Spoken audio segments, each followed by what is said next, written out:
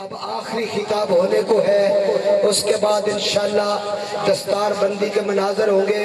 باقی جو اشتہار میں لکھا گیا ہے اس کے عین مطابق ہوگا۔ آپ تشریف رکھیں، زور سے نعرہ لگائیں، ملنے ملانے کے سلسلے میں بات میں کیجئے۔ نعرہ تکبیر، ابھی زور سے آواز نہیں، نعرہ تکبیر۔ یہ داتا کی نگری سے آئے ہیں، داتا صاحب کے حضور کیا کہیں گے؟ آپ کے جذبوں کی سلامی دے گے۔ نعرہ تکبیر، نعرہ رسالت، مناظر اہل سنت حضرت علامہ راشد محمود صاحب، مفتی صاحب، مفتی صاحب۔ تاجدار ختم نبوت تاجدار ختم نبوت تاجدار ختم نبوت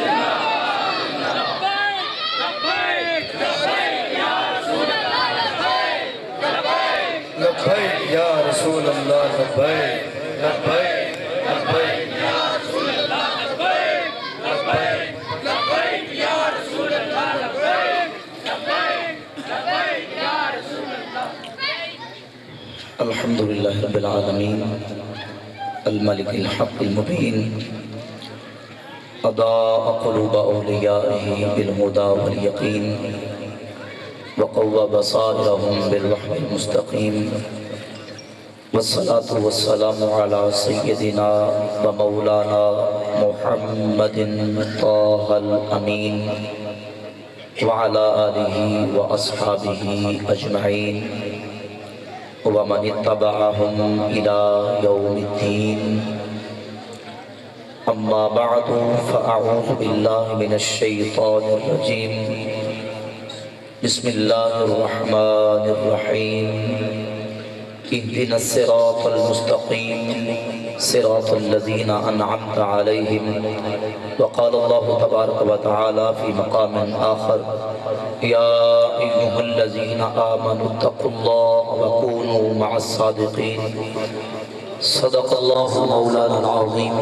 وصدق رسولہ النبی الکریم الامین الرؤوف الرحیم. ان اللہ وملائکتہ یصلون علی النبی یا ایھا الذین آمنوا صلوا علیہ وسلموا تسلیما. الصلاۃ والسلام علیک یا سیدی یا رسول اللہ وعلی آلک واصحابک یا سیدی یا حبیب اللہ. الصلاۃ والسلام علیک یا سیدی یا نبی اللہ وعلی آلک واصحابک یا رحمۃ للعالمین. مولاي صلی وسلم دائما ابدا على حبيبك خير الخلق كلهم هو الحبيب الذي ترجى شفاعته لكل هول من الأحوال مقتهم. يا ربي بالمصطفى بلغ مقاصدنا واغفر لنا ما مضى يا واسع الكرم. حمد و صلاة کے بعد واجب الاحترام سامعین و حاضرین برادران اسلام، بحمد تعالیٰ آج کی عظیم الشان عرس حضور غوث پاک سرکار رضی اللہ تعالیٰ عنہ کی اس تقریب اور محفل پاک میں ہم حاضری کی سعادت حاصل کر رہے ہیں. مجھ سے پہلے عالم اسلام کے ایک عظیم مبلغ اور اہل سنت و جماعت کے عظیم عالم دین حضرت علامہ مولانا مفتی انصر القادری صاحب دامت برکاتہ العالیہ اپنے ملفوظات سے نواز رہے تھے. آج کی یہ محفل پاک غوث پاک سرکار رضی اللہ تعالیٰ عنہ کے عرس پاک کے سلسلہ میں منعقد ہے، جو کہ پیر طریقت رہبر شریعت صاحبزادہ والا شان پیر سید احسن شرافت نشاہی صاحب دامت برکاتہ العالیہ کے زیر سیادت اور زیر صدارت کے انعقاد پذیر ہے، جس میں ہم سب حاضری کی سعادت حاصل کر رہے ہیں. آراس بزرگان دین اور اللہ رب العزت کے محبوب بندوں کے ساتھ اپنا تعلق مضبوط رکھنا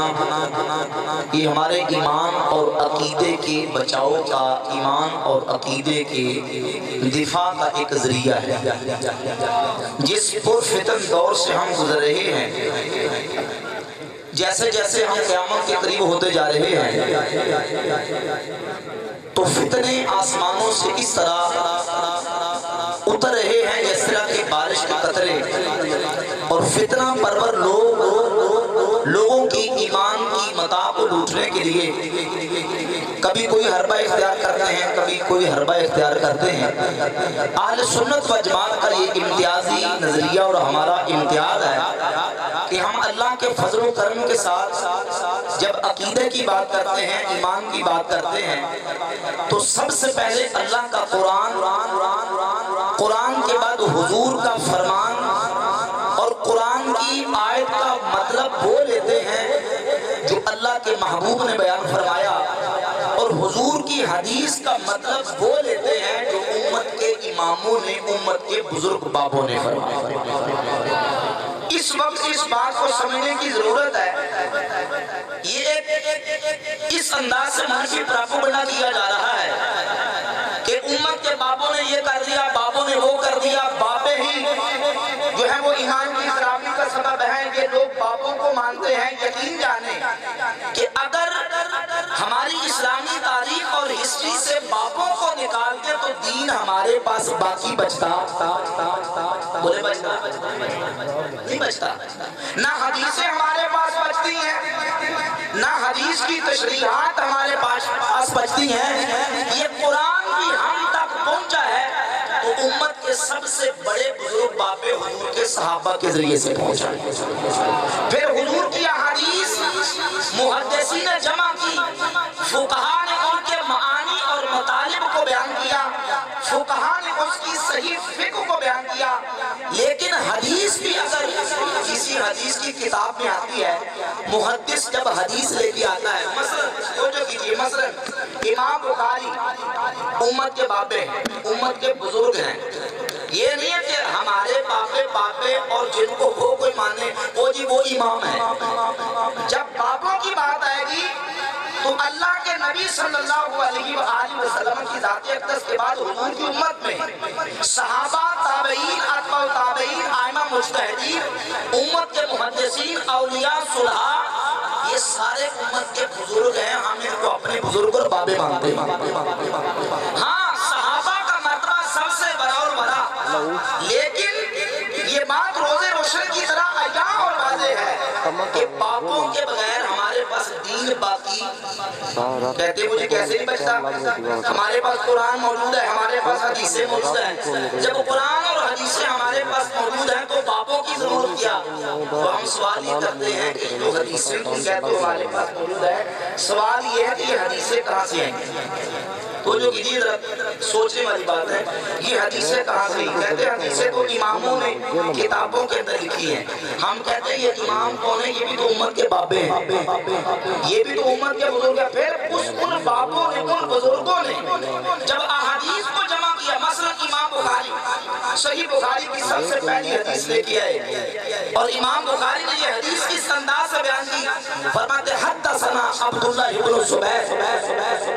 کہ ہمیں یہ حدیث ہمارے بابے عبداللہ بن زبیر حمیدی نے بیان کی،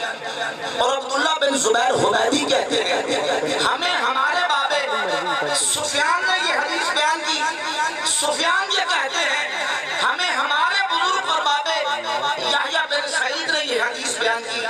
یحییٰ بن سعید کہتے ہیں ہمیں ہمارے بابے محمد بن ابراہیم تیمی نے یہ حدیث بیان کی۔ محمد بن ابراہیم تیمی یہ کہتے ہیں ہمیں ہمارے بابے علقمہ بن وقاص لیثی نے یہ حدیث بیان کی، اور علقمہ بن وقاص لیثی کہتے ہیں ہمیں یہ حدیث حضرت عمر فاروق نے بیان کی۔ حضرت عمر فاروق کہتے ہیں میں نے اللہ کے نبی سے سنا، حضور فرماتے ہیں انما الاعمال بالنیات، اعمال کا دار و مدار نیتوں پر ہوتا ہے۔ نعرہ تکبیر، نعرہ رسالت، نعرہ رسالت، نعرہ حیدری، نعرہ غوثیہ، فخر نوشاہی۔ اب دیکھیے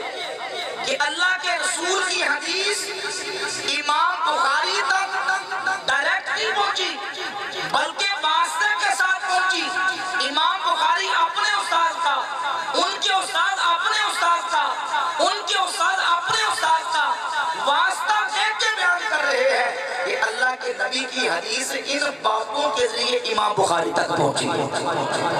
اب اگر وہ باپیں نکل جائیں،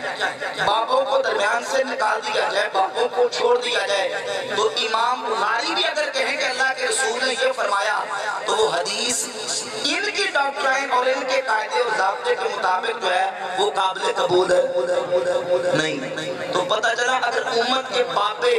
درمیان سے نکل جائیں تو پھر حدیث بھی ہمارے پاس بچتی۔ تو جس طرح امت کے بزرگوں نے حدیثیں جمع کی، روایات کو جمع کیا، تو انہوں نے ان حدیثوں کا مطلب بھی بیان کیا، ان روایات کا مطلب بھی بیان کیا، ان کا صحیح مفہوم بھی بیان کیا۔ اگر اس مفہوم کو چھوڑ کر، اس مطلب کو چھوڑ کر ہم یہ کہیں کہ ہم ڈائریکٹ قرآن حدیث اس معنی میں کہ ہمیں کسی تشریح کی ضرورت نہیں، ہمیں کسی تعویل اور تعبیر کی ضرورت نہیں، تو پھر وہ گمراہی اور باطلی تک تو جائیں گے، ہدایت کے راستے تک پہنچ سکتے ہیں۔ قرآن مجید کی 2 آیات میں نے جو پڑھی، ان کا مفہوم اور اس کا مضمون بھی یہی نکلتا ہے کہ ہم اللہ رب العزت کی بارگاہ میں صراط مستقیم کی دعا کرتے ہیں کہ یا اللہ ہمیں سیدھے راستے پر چلنے کی توفیق عطا فرما،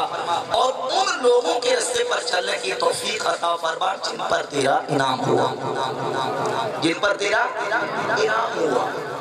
اب وہ انعام یافتہ لوگ کون ہیں؟ میں اختصار سے اشارہ کر کے آگے چلتا ہوں۔ انعام یافتہ اللہ نے ان کی فہرست اور اس قرآن میں بیان کر دی، انعم اللہ علیہم من النبیین والصدیقین والشہداء والصالحین۔ پہلا مرتبہ نبیوں کا، نبیوں کے بعد صدیقوں کا، صدیقوں کے بعد شہیدوں کا، شہیدوں کے بعد صالحین کا۔ اس کی دعا کی تفصیل یہ ہے کہ ہم اللہ کی بارگاہ میں دعا کرتے ہیں یا اللہ ہمیں نبیوں کے راستے پر چلنے کی توفیق عطا فرما، ہمیں صدیقوں کے راستے پر چلنے کی توفیق عطا فرما، ہمیں شہیدوں کے راستے پر چلنے کی توفیق عطا فرما، ہمیں صالحین کے راستے پر چلنے کی توفیق عطا فرما۔ اور اس کی مزید تفصیل کی جائے تو ہم دعا کر رہے ہوتے ہیں کہ یا اللہ ہمیں صحابہ کے راستے پر چلنے کی توفیق عطا فرما، ہمیں حضور کی اہل بیت کے راستے پر چلنے کی توفیق عطا فرما، ہمیں تابعین کے راستے پر چلنے کی توفیق عطا فرما، ہمیں ائمہ مجتہدین کے راستے پر چلنے کی توفیق عطا فرما، ہمیں داتا رشوری کے راستے پر چلا، ہمیں غوث پاک کے راستے پر چلا،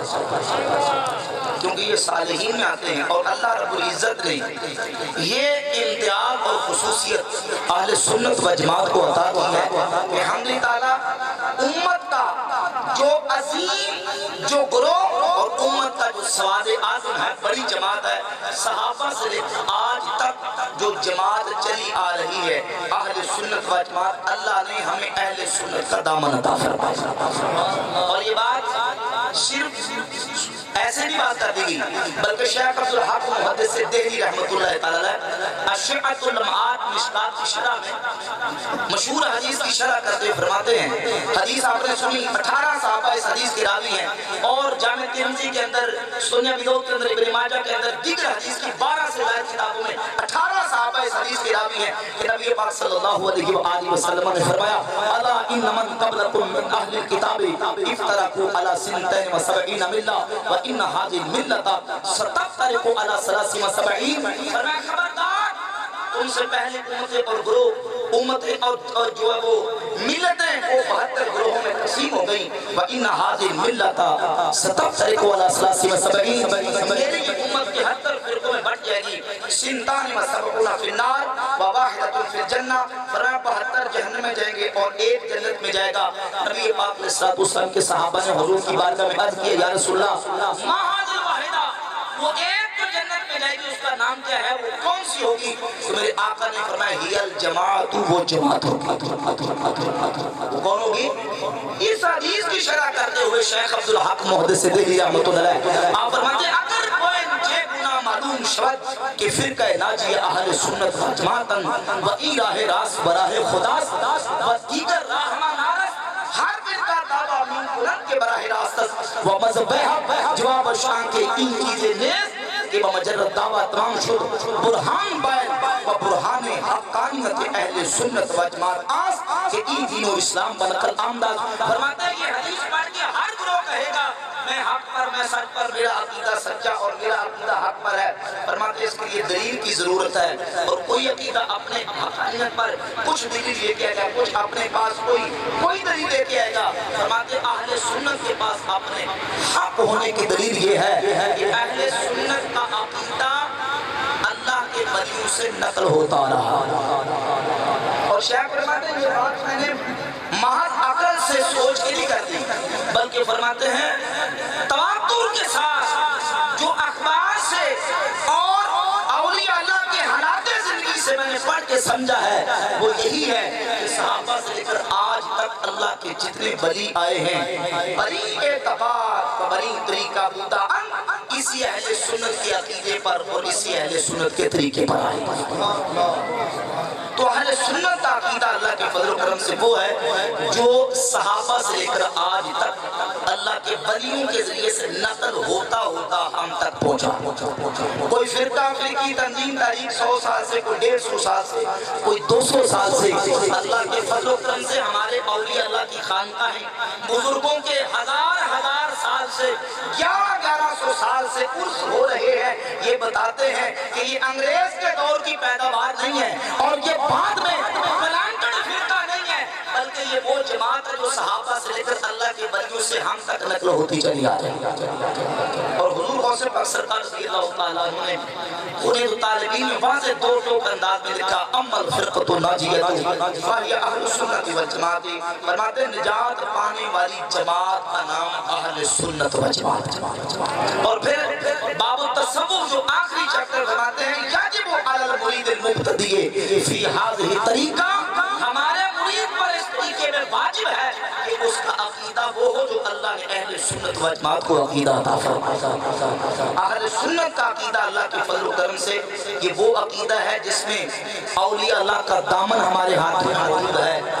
صحابہ کا دامن ہمارے ہاتھ میں موجود ہے، حضور کی آل کی محبت اور ان کا دامن ہمارے ہاتھ میں موجود ہے۔ اس لیے اعلیٰ حضرت عظیم البرکت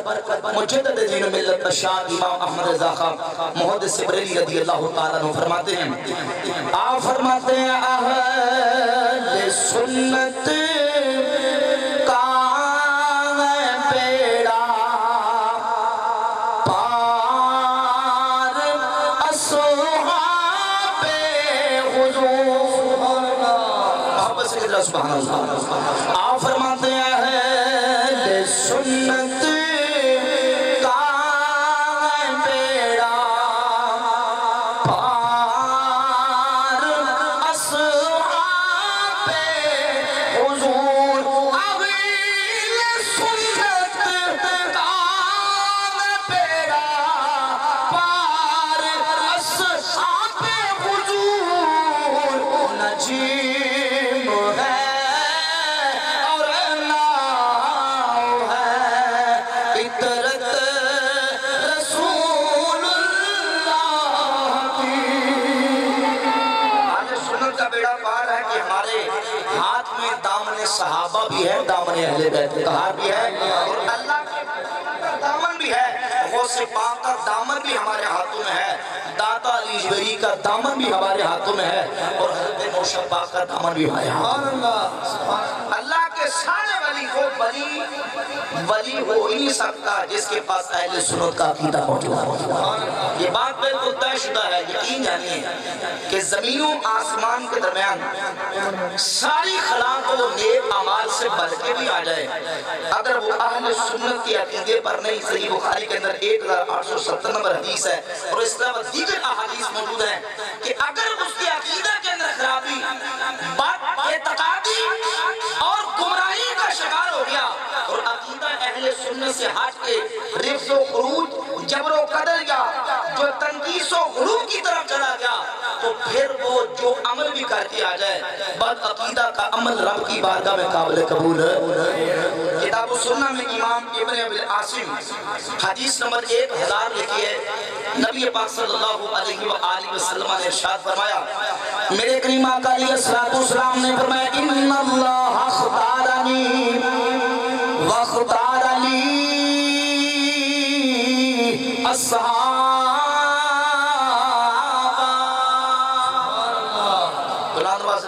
سبحان اللہ،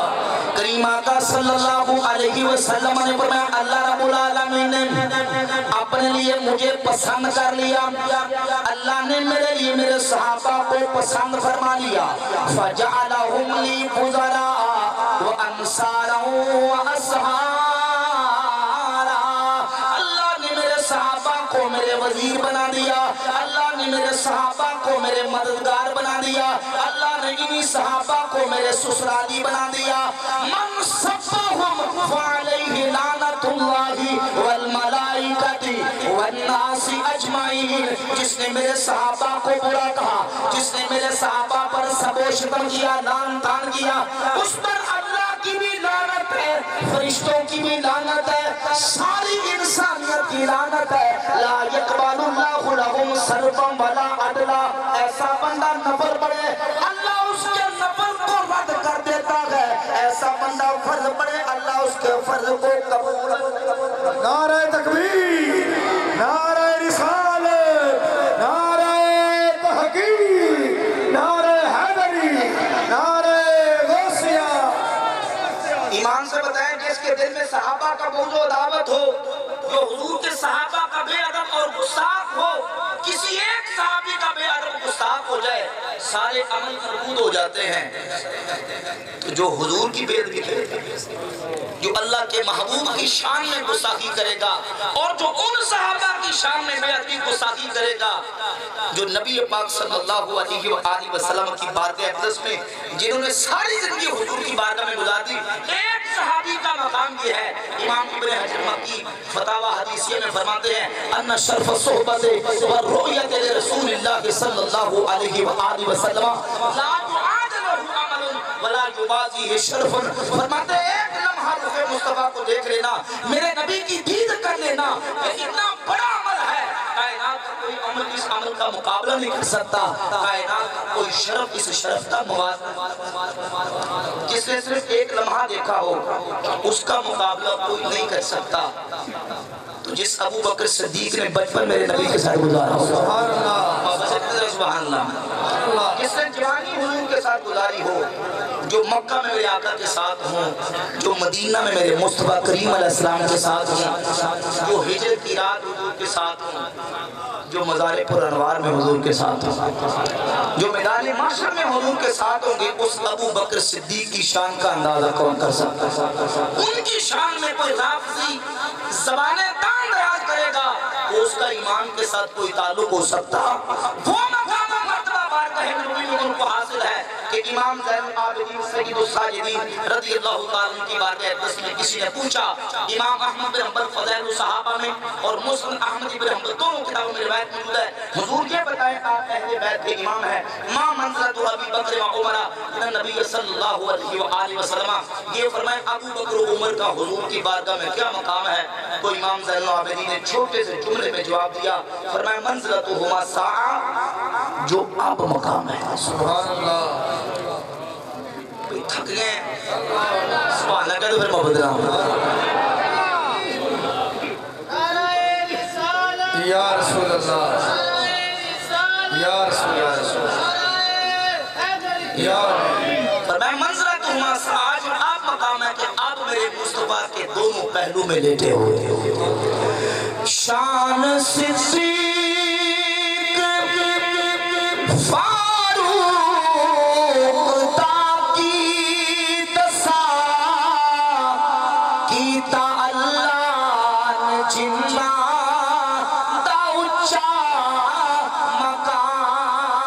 شان صدیق فاروق تاکید سا کیتا اللہ نے جن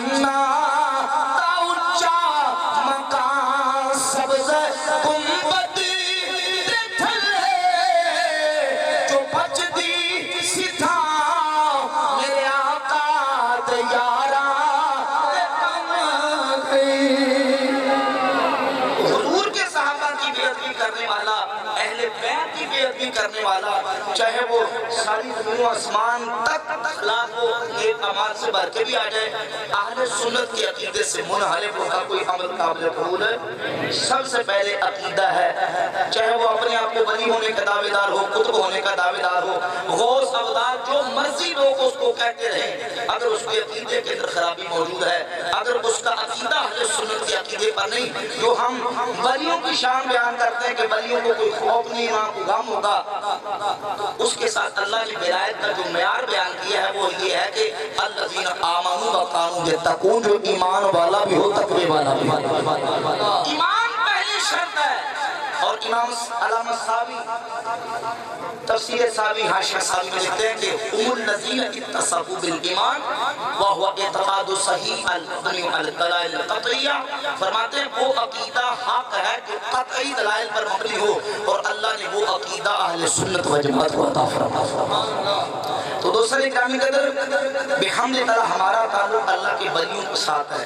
اللہ کے محبوب بندوں کے ساتھ ہے، غوث پاک کا دامن ہمارے ہاتھ میں، حضور داتا صاحب کا دامن ہمارے ہاتھ میں، حضرت نوشا پاک، دیگر اولیاء اللہ جتنے اللہ کے ولی ہیں ان کا دامن ہمارے ہاتھ میں ہے۔ ہماری تاریخ ولیوں سے چلتی ہوئی حضور کے صحابہ تک پہنچتی ہے، اور یہ جو ایک گمراہی پھیلانے کی کوشش کی جاتی ہے، دیکھیں جی اپنے باپوں کے پیچھے لگے ہوئے قرآن و حدیث کو چھوڑ کے، یہ صرف لوگوں کو اپنے پیچھے لگانے کے لیے، اور جو وہ ڈبوگی بجاتے ہیں، جو وہ بولی بولتے ہیں، لوگوں کو اپنی بولی کی پیچھے لگانے کے لیے امت کے ان باپوں، بزرگوں، اماموں سے چھڑا کر 15ویں صدی کے ان نام نہاد مذہبی اسکالر، نام نہاد دانشور اور نام نہاد انٹلیکچوئل جن کو کہا جاتا ہے، ان کے پیچھے لگا کے لوگوں کے ایمان کا بیڑا غرق کرنے کی کوشش کر رہے ہیں۔ اور جب تک ہم قرآن کو حدیث کے ذریعے اور حدیث کو اپنے اماموں کی تشریحات کے ذریعے سمجھتے رہیں گے، ان کا دامن ہاتھ میں رکھیں گے، گمراہ نہیں ہو سکتے۔ کیونکہ ہم نے اپنے بزرگوں سے منہ پھیرا اور صالحین کے دامن کو ہاتھ سے چھوڑا تو پھر گمراہی آئے گی، بے دینی آئے گی۔ اسی لیے حضرت سیدنا مجدد الثانی شیخ احمد سرندی رحمۃ اللہ فرماتے ہیں، طریق النجاتی مطابق اہل سنت والجماعت کسرہم اللہ سبحانہ فی الاقوال والافعال وفی الاصول والفروع فانہ الفرقۃ الناجیہ وما سواہ من الفرق فهم فی بارد الزمان والشرق الحالات۔ فرماتے ہیں اہل سنت کا دامن تھام لو، اہل سنت کو مضبوطی سے پکڑ لو، فرماتے ہیں اگر اس سے ہٹ کے دائیں بائیں کہیں جاؤ گے پھر گمراہی اور جہالت تمہارا مقدر بن جائے گی۔ اور حضرت مجدد صاحب نے اللہ کی بارگاہ میں دعا کی، اللہم نبہنا قبل ان ینبہنا الموت، یا اللہ اس سے پہلے کہ موت آکے آنکھیں کھولے ہماری، ہمیں یہ یقین ہو جائے کہ اللہ نے ہمیں عقیدہ حق اہل سنت و جماعت سچا عطا فرمایا۔ فرماتے ہیں عالم اليوم احد اولم یعلم اما فی الغد فیعلمہ کل واحد ولا ینفع۔ آج تو جانے یا نہ جانے، باقی کل قیامت والے دن سب کو پتہ چل جائے گا، لیکن قیامت کو پتہ چل بھی جائے تو فائدہ۔ آج اگر بندہ گمراہی میں جہالت میں پڑا رہا اور عقیدہ اہل سنت سے منحرف ہو کے بیٹھا رہا تو قیامت کو اگر پتہ چل بھی جائے تو فائدہ ہونا، بولی فائدہ ہونا۔ اس لیے امام فرماتے ہیں آج لے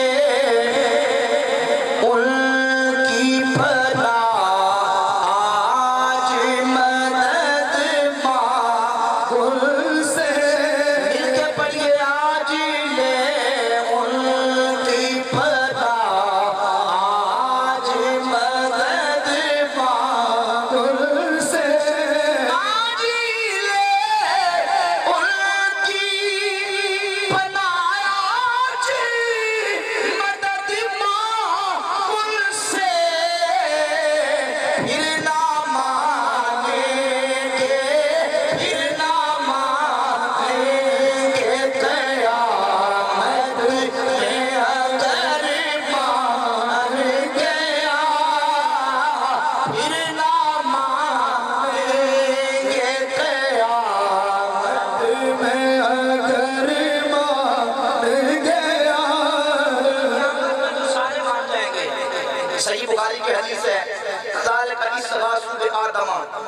ثم بموسیٰ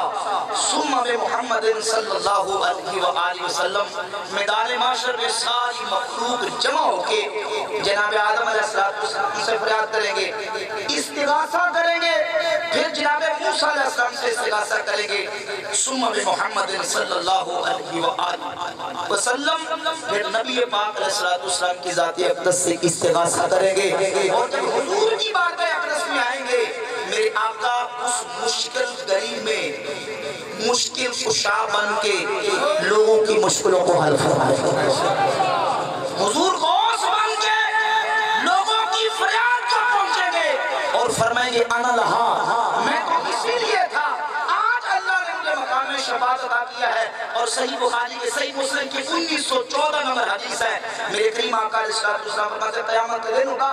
یرغب الی الخلق کلہم حتی ابراہیم علیہ السلام، ساری مخلوق خدا جب اکٹھی ہو کے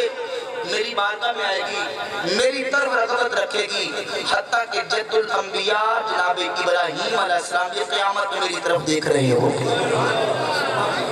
حضور قیامت کے میدان میں میدان محشر میں مشکل کشا ہوں گے، لوگوں کی مشکلوں کو حل فرمائیں گے، حضور فرماتے ہیں سب میری طرف راغب ہوں گے، حتیٰ کہ جناب ابراہیم جو نبیوں کے باپ ہیں جد الانبیاء خلیل اللہ علیہ السلام، حتیٰ کہ ابراہیم علیہ السلام کی رغبت بھی میں محمد مصطفیٰ کی طرف ہوں۔ اب وہ لوگ جو کہتے ہیں کوئی نبی ولی بابا بزرگ کے تشہی کوئی نہیں، یہ تو کسی نے کام نہیں ہونے، کوئی کام نہیں آئیں گے، ان کے کام نہیں آئیں گے، وہ سچ کہتے ہیں، کیونکہ حضور کی حدیث ہے شفاعتی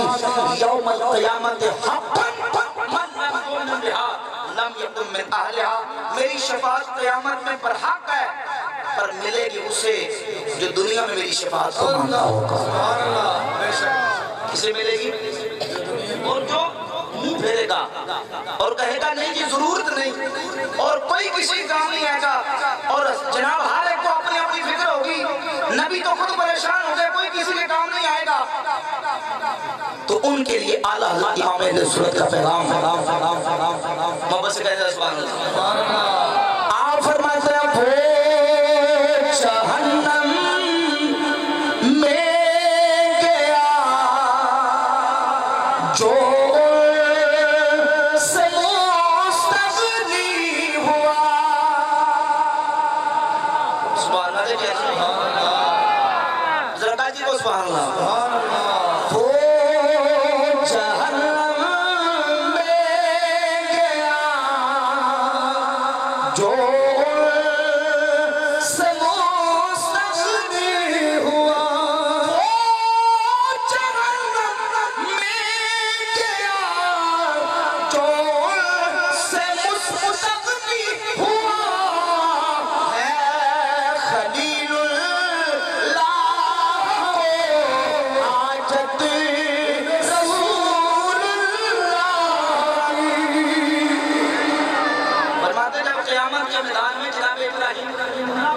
کی حاجت ہے، اور کوئی کہے کہ مجھے نبی والی کی حاجت نہیں ہے، فرماتے ہیں پھر وہ جنت نہیں جائے گا سیدھا جہنم جائے گا، اور ہم تو دنیا میں بھی مانتے ہیں، اور کل قیامت والے دن بھی حضور کی بارگاہ اقدس میں شفاعت کا سوال کریں گے، ہم تو آج بھی روزہ اقدس پہ حاضر ہوں تو جا کے یہ کہتے ہیں اسألک الشفاعت یا رسول اللہ، ہم آپ کی شفاعت کے طلبگار ہیں، اور میدان محشر میں بھی حضور کی بارگاہ اقدس میں شفاعت کے ہم طلبگار ہوں گے، اور حضور کی جب شفاعت ہوگی حضور اپنے غلاموں کی بلی بڑھائیں گے۔ مصدق حاکم میں اور قاضی عیاض الشفاء میں حدیث نقل فرمائی، میرے آقا کریم صلی اللہ علیہ وآلہ وسلم فرماتے ہیں یوضع للانبیاء منابر من ذهب، قیامت کے میدان محشر میں لگا ہوگا، اللہ نبیوں کے لیے سونے کے ممبر بچھائے گا، یجلسون علیہا، نبی اپنے ممبروں پہ بیٹھ جائیں گے، لا اجلس علیہ، حضور فرماتے ہیں میں ممبر پہ نہیں بیٹھوں گا۔ ذرا تصور کریں کہ میدان محشر جس وقت بابا ہوگا، آدم علیہ السلام سے لے کر جناب عیسیٰ علیہ السلام تک ہر نبی اپنے اس سونے کے ممبر پہ بیٹھا ہوگا، کریم آقا علیہ السلام فرماتے ہیں لا اجلس علیہ قائما بین یدی ربی مخافۃ ان یبعث بی الی الجنہ ویبقى امتی من بعدی، اللہ رب العالمین جل شانہ کی بارگاہ میں کھڑا رہوں گا اس اس ڈر کی وجہ سے، اس خوف کی وجہ سے کہیں اللہ مجھے جنت میں بھیج کے میری امت کو پیچھے نہ چھوڑ دے۔ اللہ رب العالمین کی بارگاہ میں کھڑا رہوں گا، پروردگار عالم فرمائے گا ماذا تریدو ان اسنع بامتک، حبیب پیارے کیا چاہتے ہو آج میں تمہاری امت کے بارے میں کیا فیصلہ کروں؟ میں اللہ کی بارگاہ میں عرض کروں گا رب اجل حسابہم، یا اللہ 50,000 سال کا اتنا لمبا دن میری امت پہ بڑا گرا ہے، یا اللہ میری امت کا حساب جلدی جلدی فرما۔ سبحان اللہ، نعرہ تکبیر،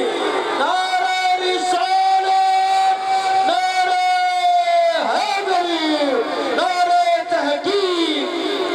حضور فرماتے ہیں منہم من یدخل الجنت برحمت اللہ، کچھ امتی تو میرے وہ ہوں گے جس سے اللہ کی رحمت سے جنت میں رہے،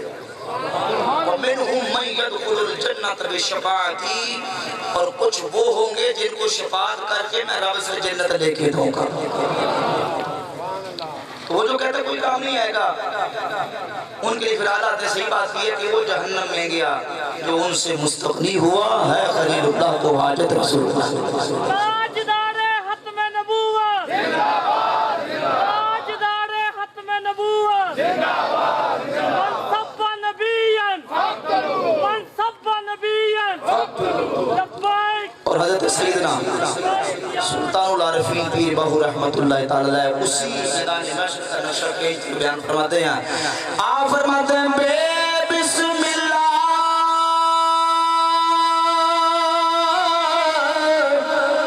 اسم اللہ دا تے ایویں کہنا پارا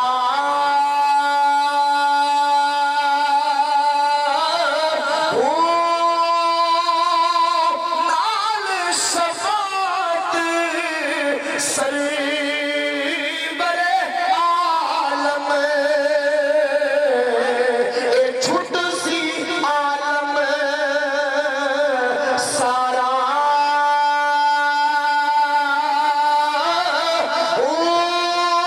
حدوں پہ حد درود نبی تے، اے جلدہ کل پسارا،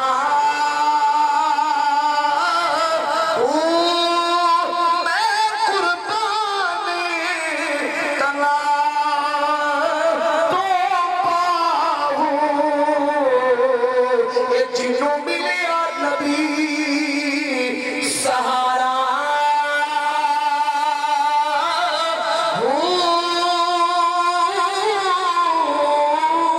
سبحان اللہ۔